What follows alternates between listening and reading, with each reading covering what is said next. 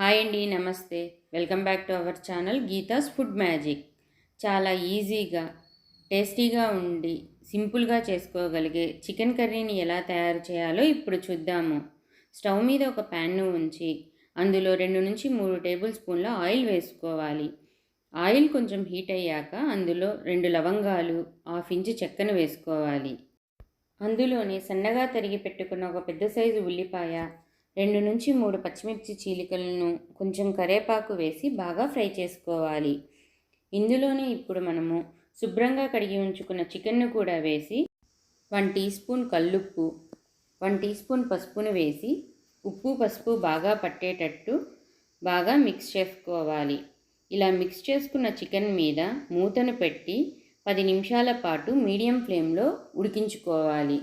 ఇప్పుడు మనము చికెన్లో వేసే పొడి కోసము స్టవ్ మీద ప్యాన్ను ఉంచి అందులో 1 టీ స్పూన్ మిరియాలు, 1 టేబుల్ స్పూన్ ధనియాలు, హాఫ్ టీ స్పూన్ సోంపు, హాఫ్ టీ స్పూన్ జీలకర్రను వేసి బాగా ఫ్రై చేసుకోవాలి.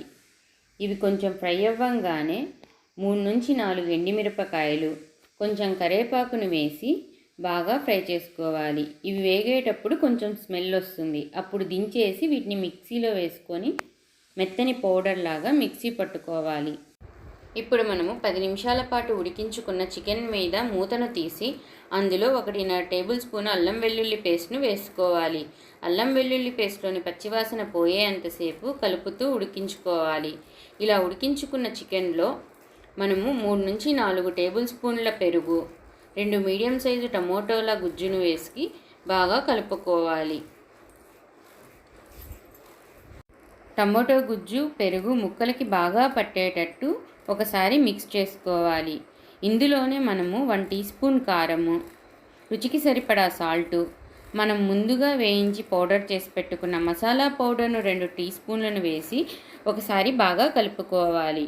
అందులోనే హాఫ్ గ్లాస్ వాటర్ పోసుకొని కొంచెం కొత్తిమీరను చల్లి మంటను లో ఫ్లేమ్లో ఉంచి మరో 5 నిమిషాల పాటు ఉడికించుకోవాలి. ఒకవేళ గ్రేవీ ఇంకా తిక్కుగా కావాలి అంటే మరి కొంచెం సేపు ఉడికించుకోవాలి. ఇలా తయారు చేసుకున్న చికెన్ కర్రీని ఇప్పుడు మనం సర్వ్ చేసుకోవచ్చు. మీకు గనుక ఈ వీడియో నచ్చినట్టయితే ప్లీజ్ లైక్ చేయండి, షేర్ చేయండి, సబ్స్క్రైబ్ చేయండి. పక్కనే ఉన్న బెల్ ఐకాన్ని ప్రెస్ చేయండి.